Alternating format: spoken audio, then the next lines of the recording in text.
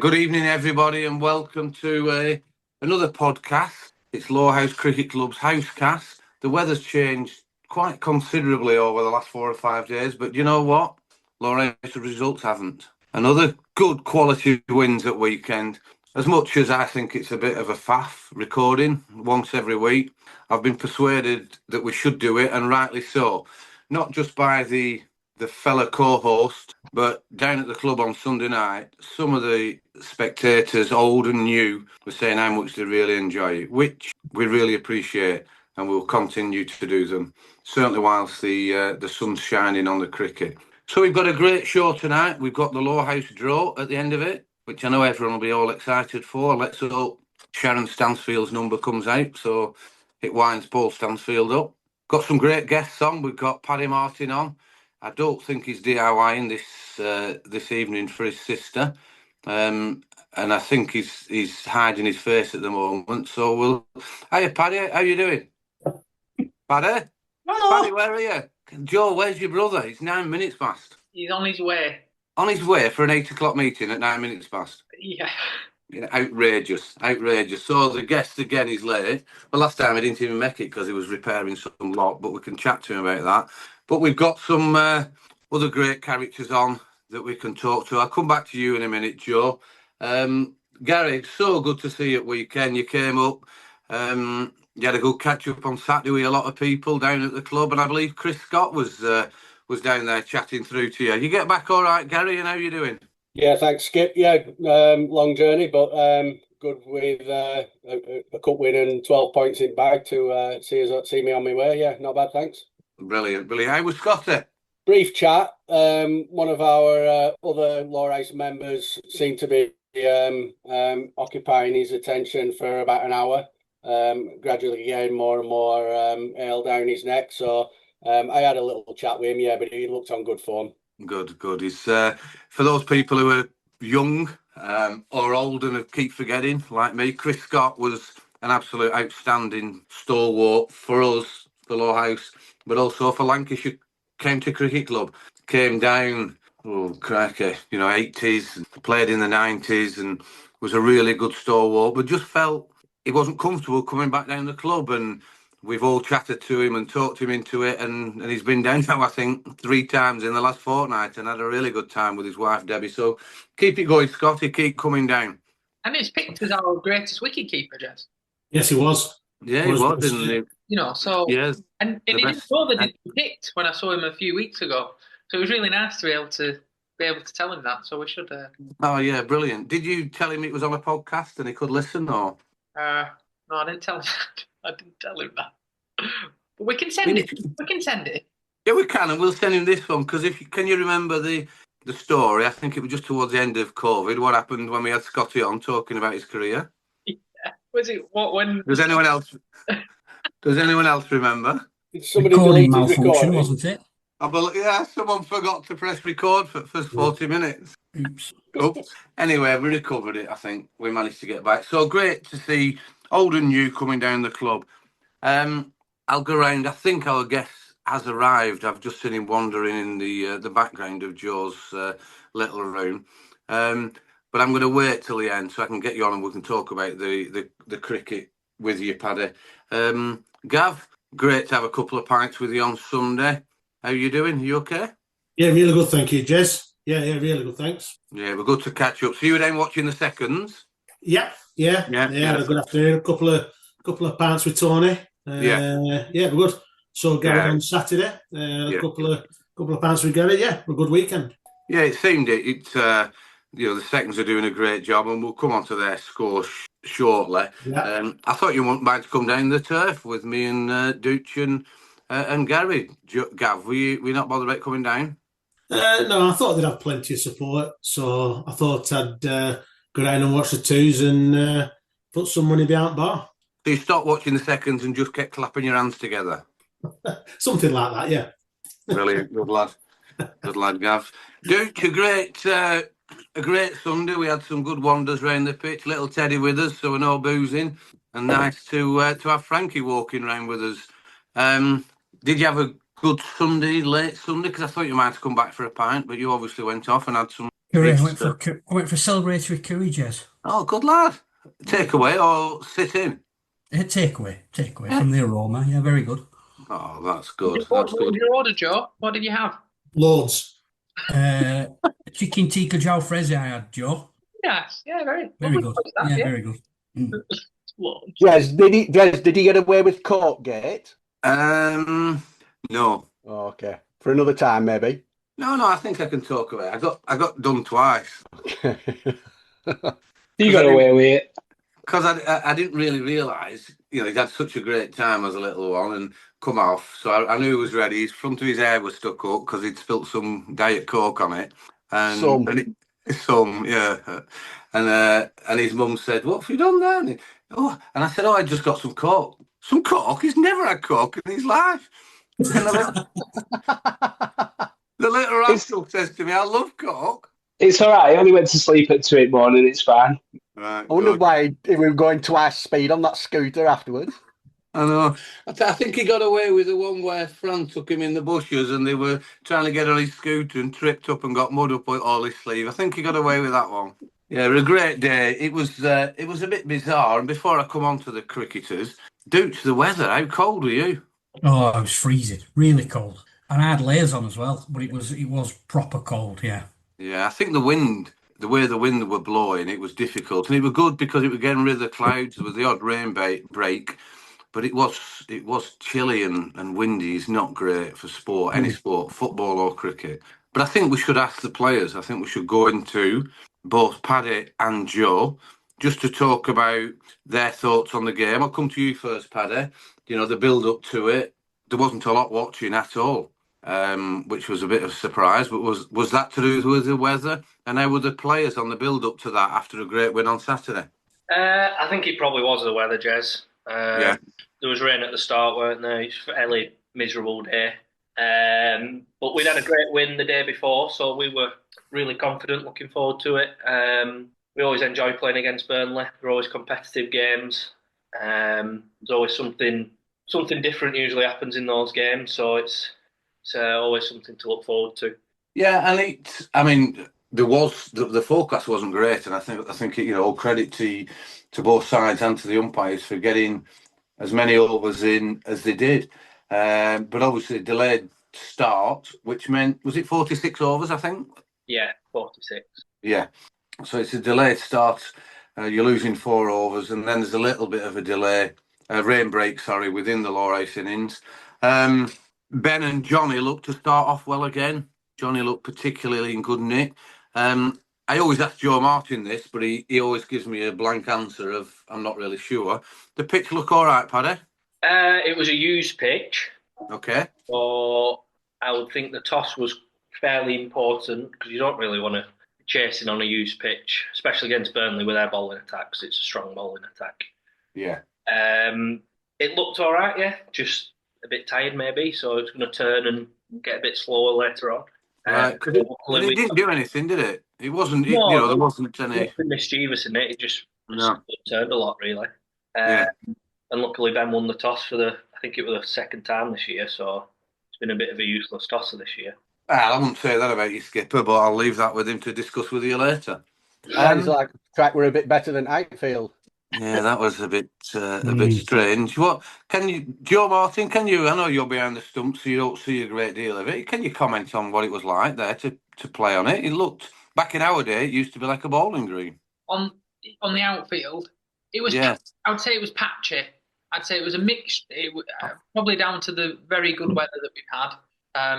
They've had a bit of football on there. The cars obviously park on there as well. So probably just not had a chance to grow. But there was a real mix of grass length, which comes onto our favourite topic, Jess, of gardening. So so it was an interesting. So we've got like that. That's what I was getting at. The square looked good. The rain's difficult to manage it after such a long dry period. To get bits of rain on a pitch, it can sometimes cause issues, but thankfully it didn't. So, credit to the ground staff there. In a similar position, Jez. I think a lot of, because there's been obviously a lack of water. Cutting it and then it just will grow unevenly, I think. So, sure this little bit of wet weather will do lots of grounds the world of good. Yeah, without a doubt. There were a lot of shots didn't get to boundary though, weren't there? I mean, Yeah. up to Brunchy Roadside in particular. There were, Yeah, I bet we lost 15, 20 runs for Stinnings for. Yeah, I think that's fair. Yeah, I'd agree with that. And we're probably a little bit spoilt because of playing at home the last couple of weeks. And at Middleton, it's like an ice rink on the outfield, where it's just getting away. And I don't know if it were a tactic from them. It may be they left the grass a little bit longer. Whether that's a reason for it, but Ben and Johnny looked in decent enough, Nick. I just thought Johnny looked set really early on. He looked like he was in a zone, looked like he was ready, to bat and bat sensibly, but be as positive as he always is. They put 33 on. It's Harry Snowden, isn't it? Their opening bowler, the lad that's where's he come from? Windermere. Settle. Oh yeah, that's it. Yeah, Settle. And he's sharpish enough, and he gets Ben out caught behind. Henry comes in. I thought Henry was switched on as well. He's always switched on, but I just thought he seemed to get his soul set, and putting on 80 with with Johnny looked great, and it settled Johnny down if Johnny needed it. Was there any change in direction with Henry going out there and the way he plays, Paddy, or was it just the normal tactics that you've got and your normal strategies? Yeah, just the normal strategy. I think they've got a very strong bowling attack. That's their best suit. Snowden's a really good opening bowler. Fergus, you're not going to get many bad balls off. And then obviously Barrett and Hockey to back that up as well. So I don't think it's going to be a game where you can fly away, especially on a used wicket. And like you said, the outfield a little bit slower than normal. So I think it was a fairly comfortable start from us, really. Yeah, and I did think, I don't know if it was Dooch or with Frankie, we're going round and I'm considering, I think I can't see on here what over the pro came in, but there's 15 overs to go, something like that, and Henry's still batting very well. Johnny's really starting to up the ante now, and where we might have thought 180 was a decent score, I think that moved to 200 maybe, and certainly if Dan got in, then we could get 200 plus. Henry got out. Dan came in, didn't look in any trouble at all, working around quite well. I was chatting to Ben after the game. He's still struggling with this virus, isn't he? I believe, Joe or Paddy. Is it affecting his game? I don't think it's affecting his game because he's still performing extremely well. He's batting well and contributing as ever in the field and with all the players. I think it's more when you get a cold or a really bad cough, it kind of it's a really bad cough that's on his chest. Right. I think it just sort of stops you in your tracks every now and again, and then you can't breathe, and so I think it sometimes takes a little bit of time for him to get that back to how he wants to. But it's not affecting his performance, which is testament to him because it can't be easy. I don't think. Without a doubt, and when I say how is it affecting him, I think I was meaning more because he didn't come down the club afterwards and have a few pints with us, which he always does. I think he had to get home and get a night nurse and get himself tucked up. Gary, you've watched us from afar. We're walking around the ground. We're having some great conversations about how the cricket's going. When Henry's out and then Dan's out 30, 35 runs later, what were your thoughts then with Tom? Sorry, with Tom's coming and Johnny's starting to go for it. Did you feel that we were going to get to 200 at that stage? How did you see the game going? Well, I think we chatted. I think you mentioned 250 at one point, which I think maybe, I don't know whether a pair of us forgot we'd lost 4 overs, but so in reality, we weren't far off that. I thought, I'm so glad to see Henry back at 3. I know they dropped him down the order for the cup match, but I was glad to see him at number 3, and I know there's an approach to how the side want to play and want to bat and express themselves, and I'm glad Henry's sort of like just doing his thing at the moment and not rushing into something that might be a bit alien or uncomfortable for him. Just let him keep his confidence and get those 30s and 40s, and we've enough. And then it laid that platform. I just thought when Charlie and Tom came in and were able then to launch it round, knowing that there's still some talented batting to come after that, with like 3 down or something, we 10 overs to go, 12 overs to go. It was just a perfect launching pad, really. Now I know you can't architect it like that every week, and you don't want to say, oh well, it doesn't matter if I get out because so and so will get the runs or the next person will get the runs. But I just thought it was built really, really well, was added in his all round. I mean, Johnny was imperious, wasn't he? He looked brilliant. It's a shame he didn't get that ton, because it was much deserved. But yeah, I think on that front, that score was a good effort on that track against a decent bowling side. I think they put a couple of catches down, which didn't help them. They looked to sort of lose at one point. But yeah, I think it was a great effort. Yeah, and you've exactly said what I was thinking, and I'm sure we discussed it, because there's, I'm not being hypercritical, but Johnny Whitehead's really going well. There is probably, I don't know if any of the players can help out, 10 overs left when he's out, and he's out on 8 overs left. So Johnny's out, the pro's gone 15 runs before that, and there's only 8 overs left. And I'm not being hypercritical here, but we've got Tom Walker and Charlie Gansler, the season's still young. They're great players and had some good knocks, but the last couple of weeks, it's been a little bit sparse for them, as getting the runs. But I was so impressed with what ages they're at, that they continued, they believed in themselves, they batted very sensibly, playing all sorts of weird shots that I don't even know the names of them. Never mind, I've tried to play them in the past, and end up, putting on that partnership there of 66, in really no time without going daft. Did the players, Joe or Paddy, feel that those two felt a little bit of pressure because of the last couple of innings where they've not really clicked? I don't think so. I think they're both they're obviously both young cricketers, learning their games, but they are confident in what they're trying to do. They know where their strengths are. They know where their boundary option is as well. Yeah. And the kind of atmosphere in the team, I think, enables them to go and kind of express themselves as well. So with 8 overs left, we were in a really good position. There were obviously batters that could still come in and accelerate as well. But it's really great to see those two young lads be able to. Yeah, and that gives Ben a lot of options, because he's got faith in them, because he's keeping them there together to let them bat. And like you said, Gary, there's with Hawkeye and and Topsy's shown some great form this year. He's one of the top scorers in Burnley. And then yourself and Joe and then Charlie that can do what he can do. So a great performance, 2-3-1. Again, it's windy as anything. We should probably say how good Johnny was this weekend, how he was batting. I know we've mentioned it a couple of times, but he was extremely composed all the way through. I don't think he gave a chance. Yeah, definitely. And batted extremely well. And I walked round with him afterwards. And the way that we were talking about how he grafted, how well he batted, he was a little bit disappointed to get his 100.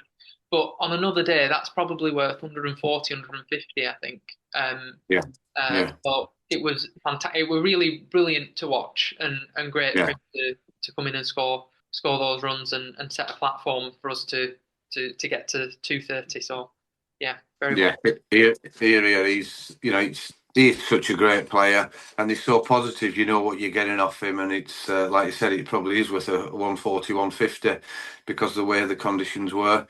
Again, our bowling, I just think it's any opposition, they're going to come out to bat, whether they're pro, top amateurs, they know that they're up against it. With Paddy, bowling so accurately, bowling his darts, flighting it up, going over and round the wicket, and then the other end, you've got Tom Walker bowling some bombs. Were they coming through again, Joe Martin? They're hitting your gloves? Yeah, definitely. It was. I think the wicket was probably a little bit too paced, I'd say. But Right. when Tom got everything right and then it landed in the right place, it really shot through. And on the Liam Bedford wicket was an example of that, which was it was fast, and I was stood too close, to be honest. To be honest with you, there was a chance of a Don Best moment to go straight through, but but yeah, no, he bowled sharp and bowled well. And it's good that, we're not going to change it. Other people might plan, this is what they've got, this is how they're going to bowl, but, game on, let's see if you can manage it. Paddy, you look to get yourself into a rhythm really early, which you always do, and going round or over the wicket. I used to struggle coming round the wicket, when you try to do it. You've obviously got it off to an art. Is there anything set in your plan before you come out regarding the batters or the pitch, or is it just a case of where you're landing it, get the right field, and you're confident? No, I'm fairly confident in obviously Saturday was slightly different. They had a lot of left-handers, so that's a little bit easier around the wicket. Yeah. Whereas Sunday they've got a couple, but Tom got Kazim out early, and then there's just Matt Roberts who I got out early as well. So it was just fairly comfortable for me doing that now, really, Jez. And that's great to hear. You can see that that you're using the confidence. The skipper's really comfortable with the way that goes, and then the fielders get the extra confidence, and the team become vocal. I don't really know what else I can say about the Burnley innings. It just seemed, Bedford's such a great player. The 3 down for 26, the pros in. McCluskey's come in, who can cause some damage, but didn't look comfortable at all. And then a bizarre game. I know they went off for rain really late when they were 8 down, and they'd clearly lost the game by then. I think they're 80, 85 for 8, gone off for rain.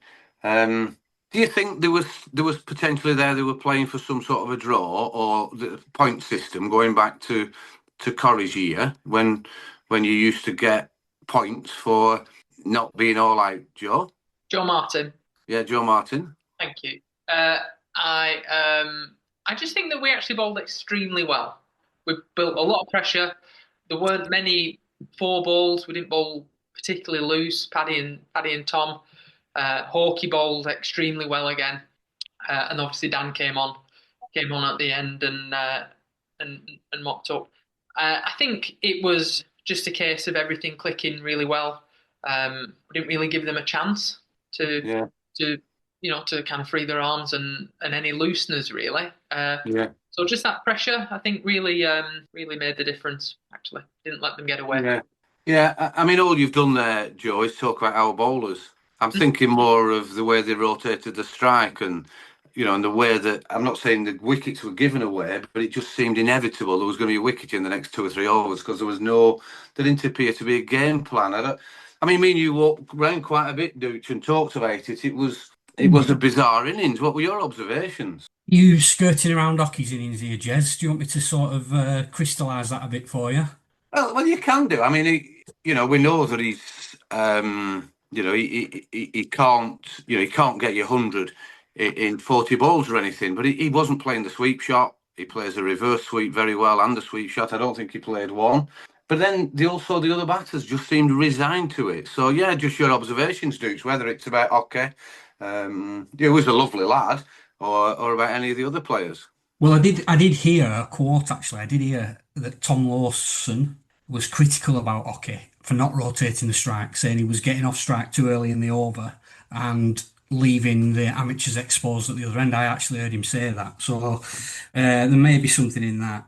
Yeah, I don't think it's a great look, to be honest. I know if he was defending himself, he'd probably say, well, I was never going to win the game from there, and he probably wasn't once, they'd lost a couple of early wickets. But to kind of shut up shop in the manner that he did and finish 30 not out or 34 not out in such a comprehensive defeat, I wouldn't want to see that from my professional. I'd much rather him die, chancing his arm rather than sitting on his back at the other end. But look, each to their own.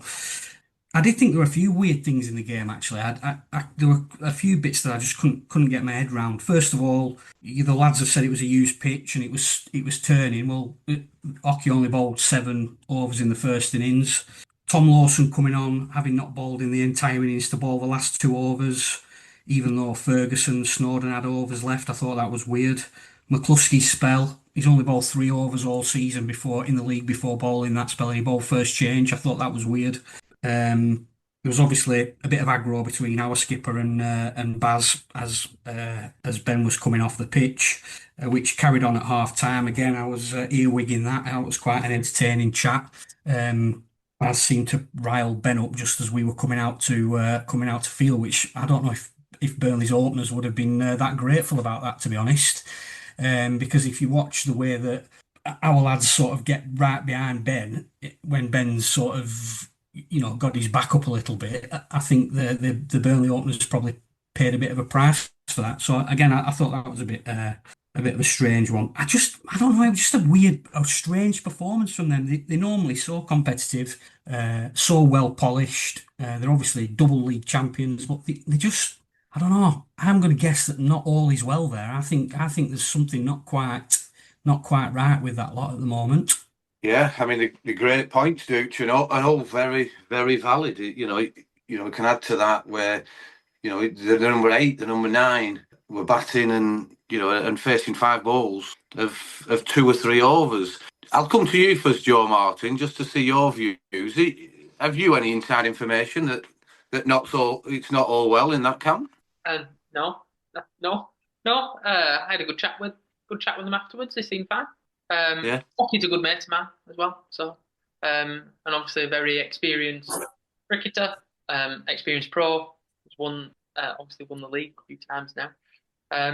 And is a very, very good player. Yeah, but I mean, can you explain? Because he can play sweep shots for fun.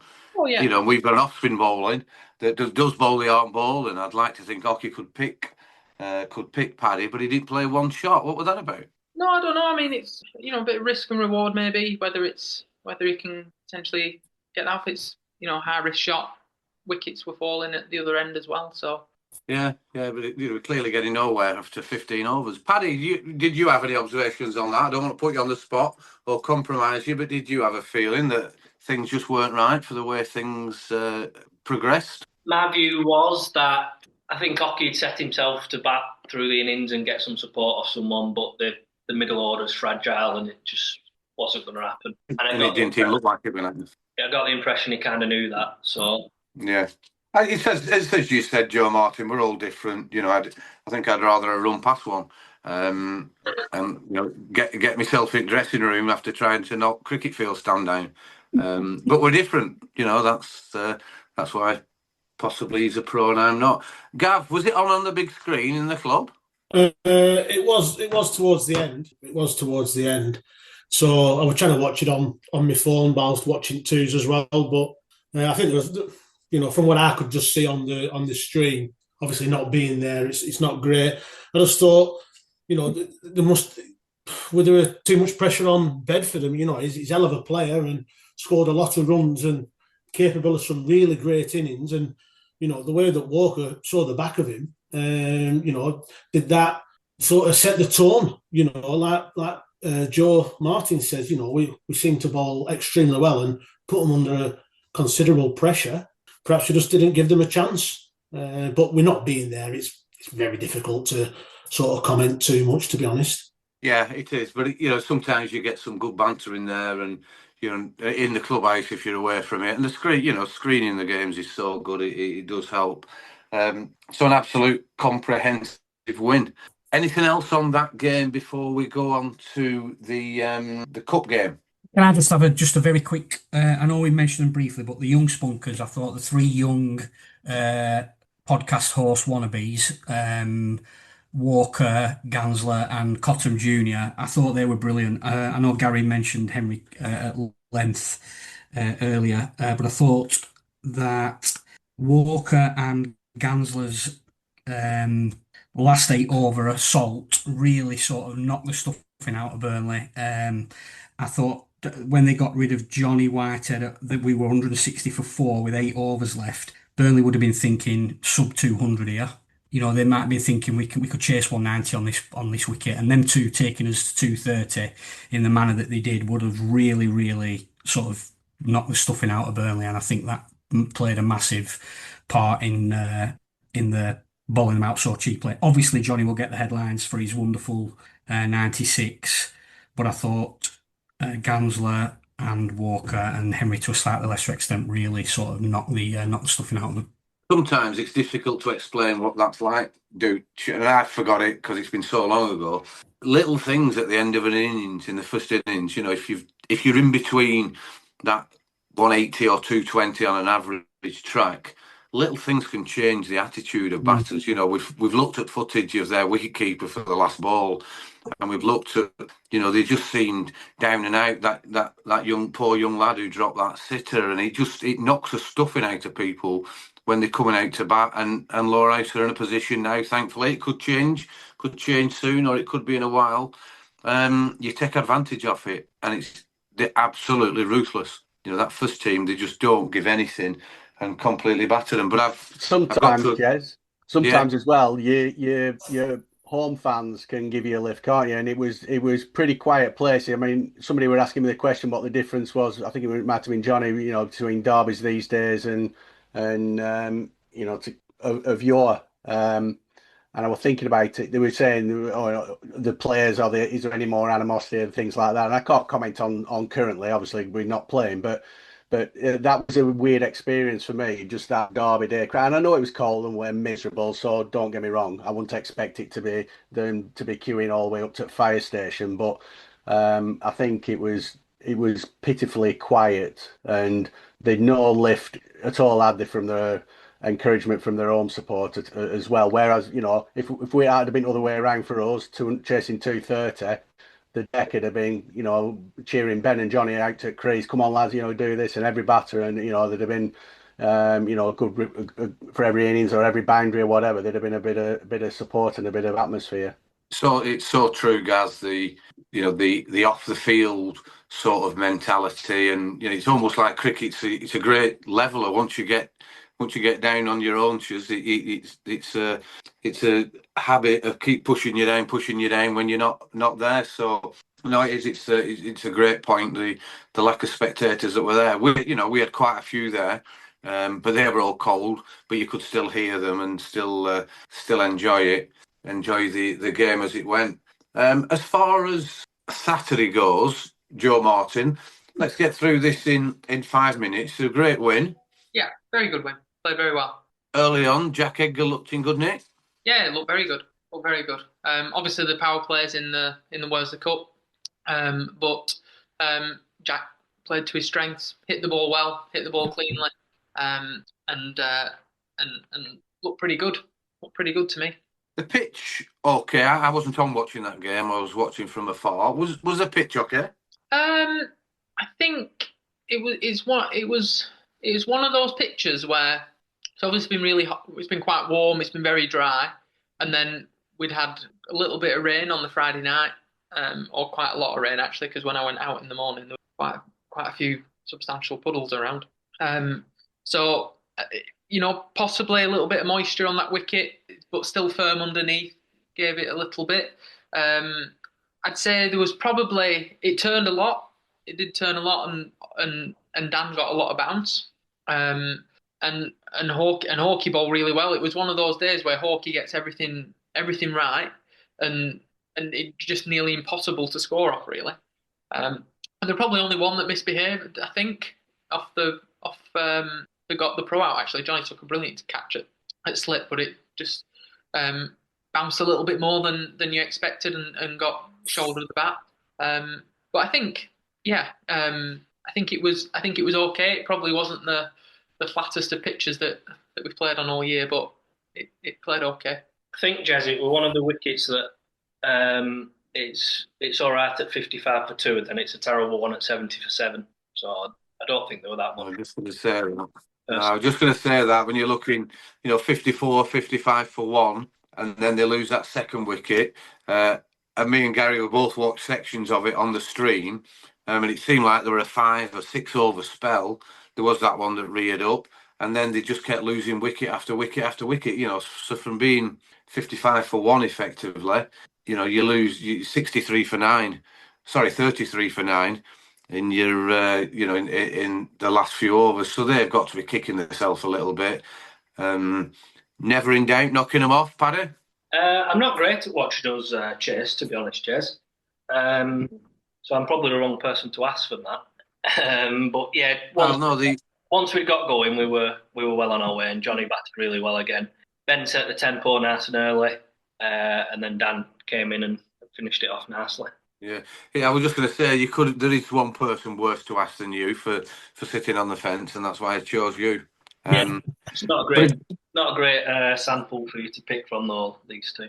No, from you two. No, you need Frankie in the middle of you. But you look at that, we've won with 20 odd overs to go, with 2 down, never really in doubt, and the draw is taking place tomorrow night, I'm led to believe. A little preview for it from you two guys. Who's still in it? Who knows that? Burnley's still in it. Yeah. Who else? Walsden. Yeah. Ramsbottom. Has he? Yeah. No, I think as they are out, Norden beat them. Oh, did they? Okay. Rochdale. Second division. Enfield. Enfield and Burnley. So it's Burnley, Enfield, Lowerhouse, Norden, Ramsbottom, Rochdale, and Greenmount is still in there, beat Accrington and Wolves. That's uncanny that in that second round, every home team won apart from one. Really? Yeah, bizarre stat. So who would you fancy, Joe Martin? They're all good teams, so it'll be any game will be tough when we've got to play well. Paddy, what about you? Who would you fancy? Take anyone, Jez. Good lads, thanks for your commitment. Take anyone at the minute, I think.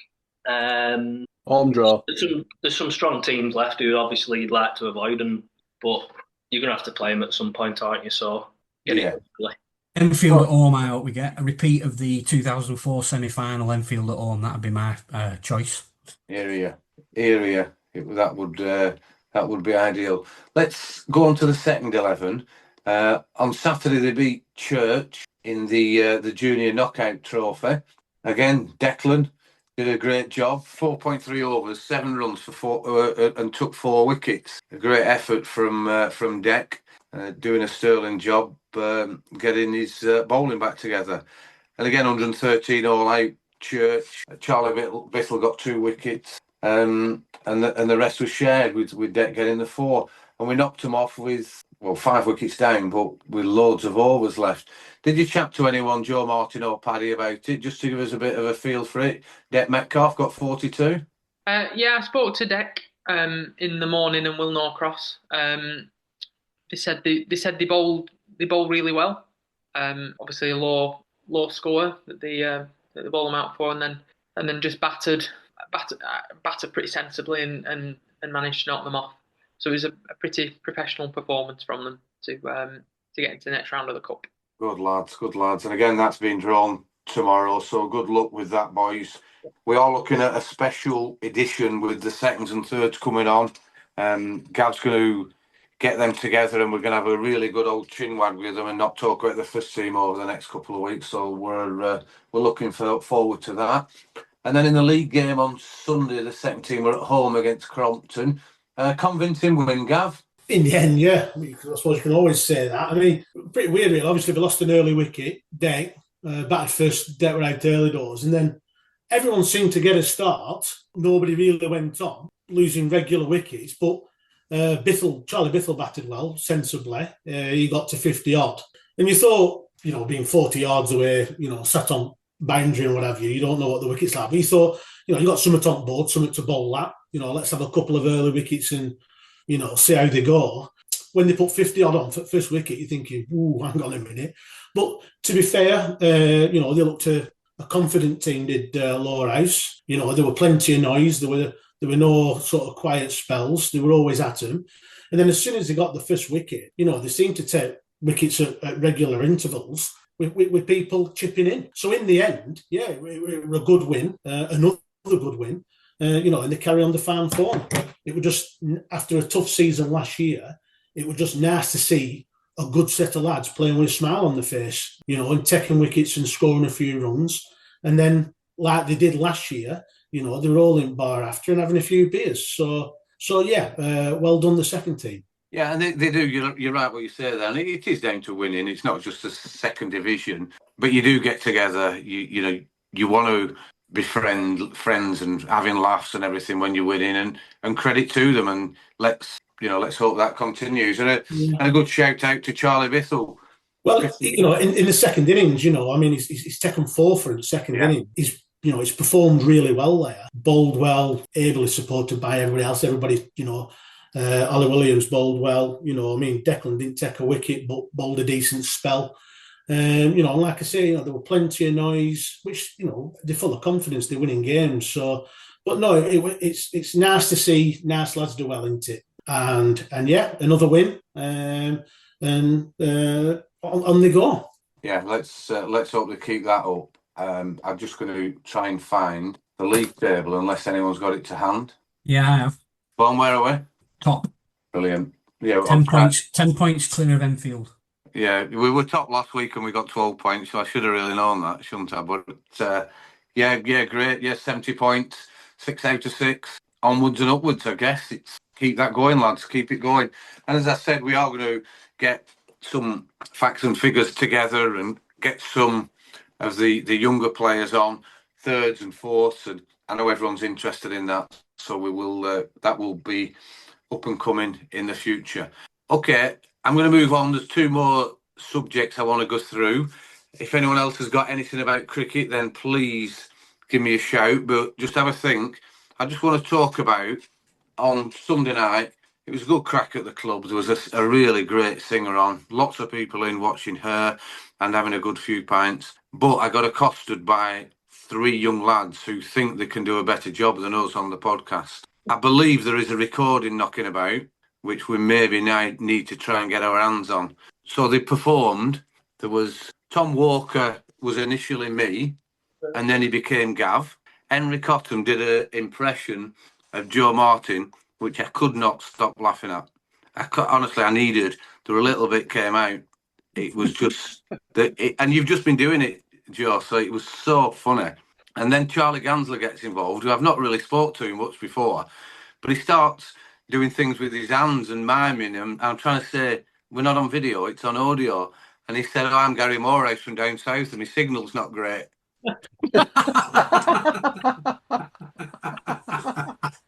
But we'll see if we can get the recording, and maybe it could be an alternative podcast that they could do separately. There was a bit of swearing, and so we have to be careful with what we've got if we ever get hold of it. But that was good fun. Anything else from anyone else on here before we move on to the draw? I believe they do it in the dressing room, don't they, Joe? Yeah, they do. And is it exactly the same as I've described, as who's who? Yeah. And is it just taking the mickey out of you? Yeah. That's not fair. What about you? One of my well-being. tones. What you need to do, Jez, really, is get Johnny Whited on, because he does everyone. Yeah, he does. Who does he do? Everybody. He can do anything. He is a genuinely brilliant impressionist. If you ever see him do impressions of people batting, it's very funny. Very funny. Yeah, we could do that separately, couldn't we? It's just if we end up, they can't be insulting us. We're doing our best. I mean, I think he pretty much insults me, but it's very funny. So let's move on to the draw. We've one brand new member for this month. What month are we on? The end of May, so it is the normal £100, £80, £70, £50. Sharon Stansfield's joined. Sharon is number 106 in the draw. I think it's worth just mentioning that a little bird has told me that she didn't ask Paul if she could join. And when Paul found out, he's gone mental, thinking that she's going to win before him. And there's some real banter going on between them. So if you can pull 106 out, Joe, that'd be really helpful. So we'll go on to the May draw.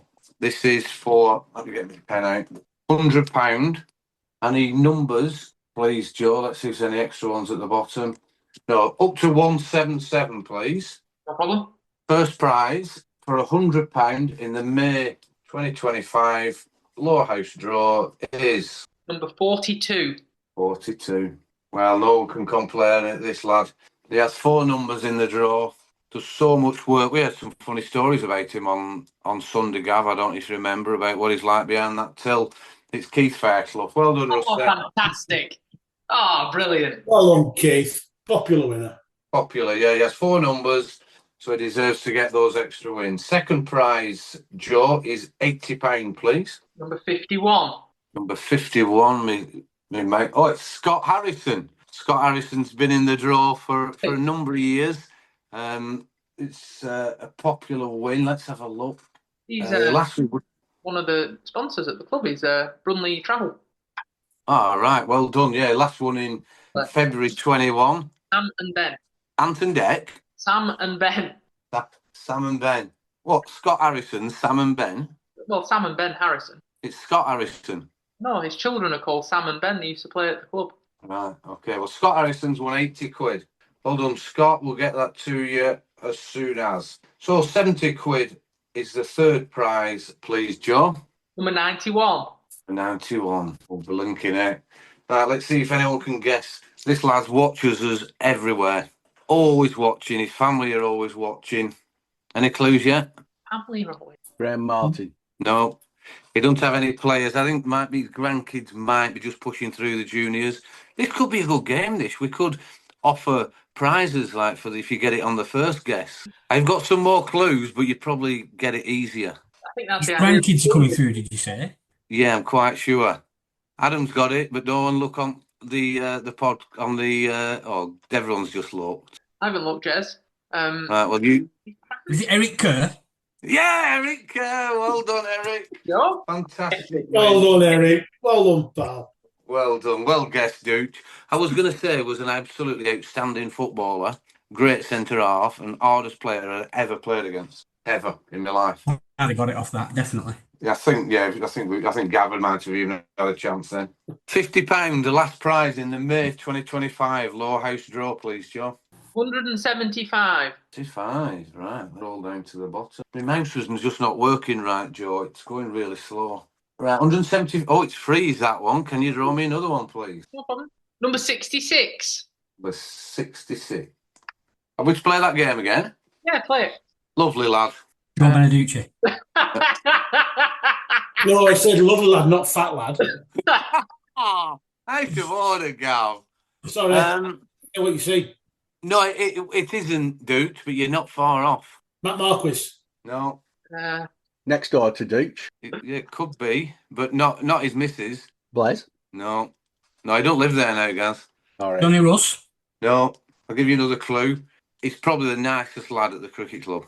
Nice Chris. Grace's mate. No. His nickname is actually Nice Chris, so he is a nice bloke. Yeah, not as nice as this lad. Right. The next Danny clue. Sim? Who go on? Danny Sim.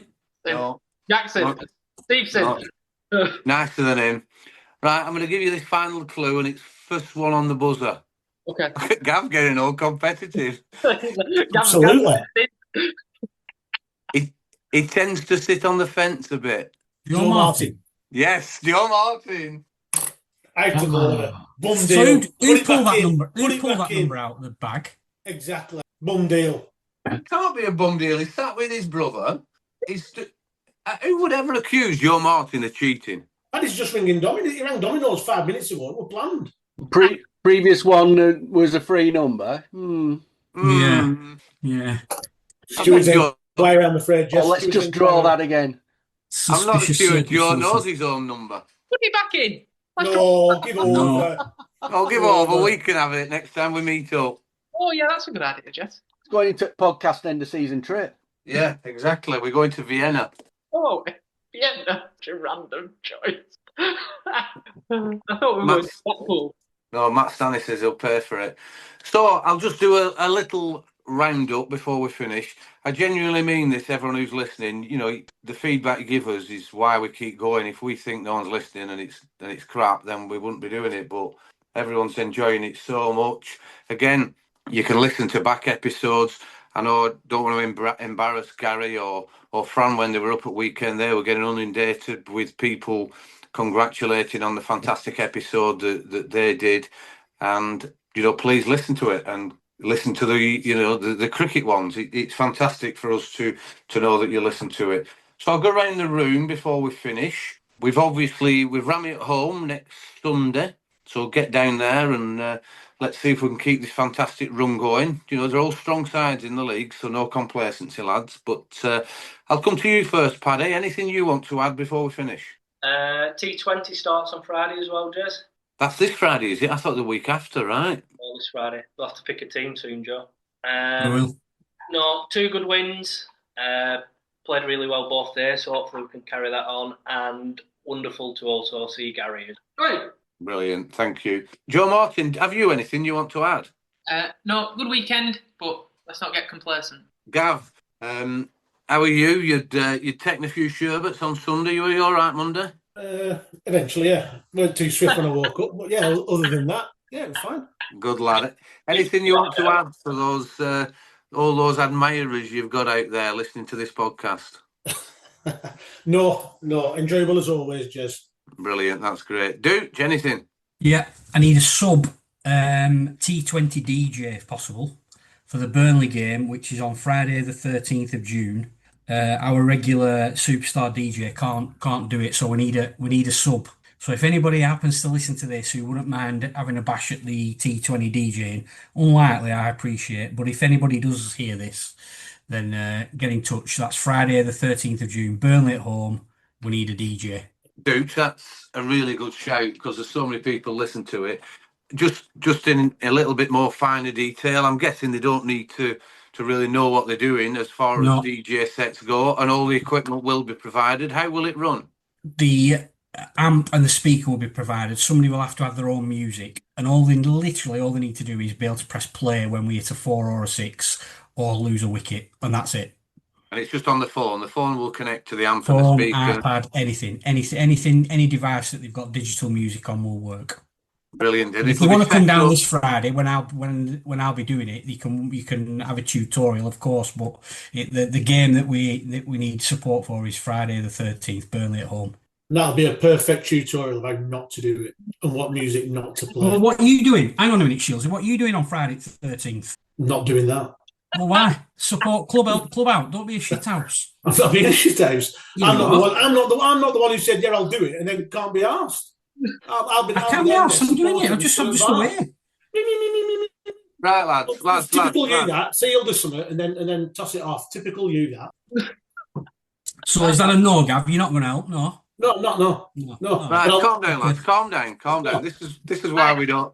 I have an idea who could do it. Who, Joe? Gracie.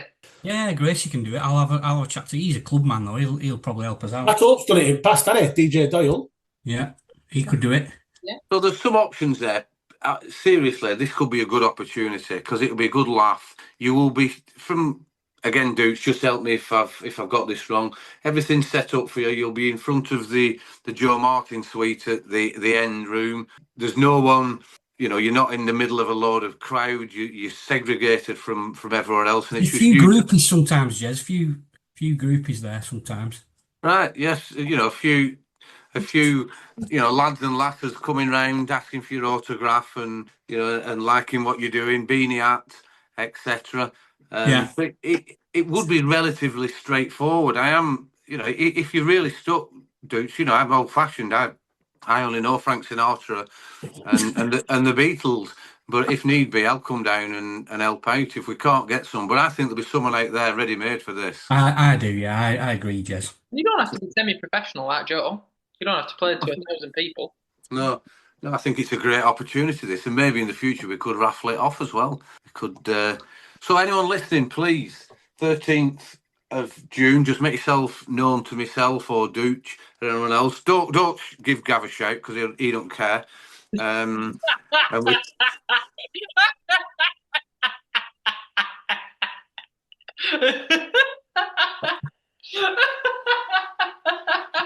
And we'll see if we can get you a proper DJ name, maybe with a T-shirt. So brilliant, that Dooch. Great idea.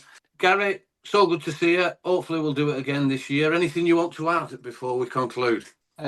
No, it was good to be up for a couple of games this weekend, and watching from afar is okay, but there's nothing like being there and just to sort of everybody who maybe thinks, I'll miss this weekend or whatever, just get as many games in as you can because you're a long time away sometimes. So supporting the team. Good to catch up with all the players and some new faces who, like you say, sort of came up and made themselves known about listening to the podcast. And a couple of gentlemen got quite emotional about it, which was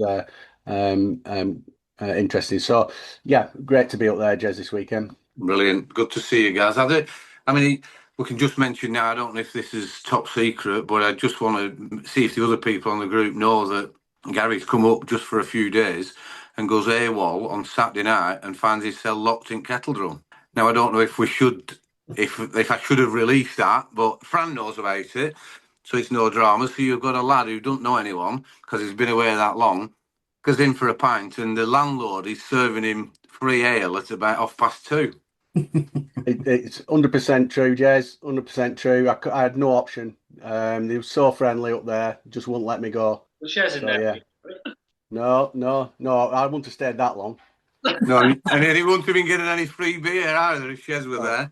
But it was a good story, that. It was a good story because Gary thought that Fran were down still at Turf Moor and she thought he was in. He said, I'm right back, and she thought he went right back at Turf. And he went right back at Kettledrum.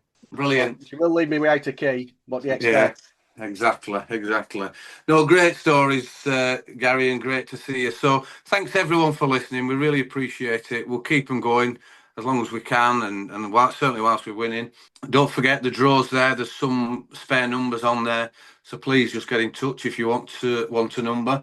And the winners, congratulations, and we'll get the money to you as soon as possible. Support the sponsors as much as you can and support the club like you have been. Thanks, everyone.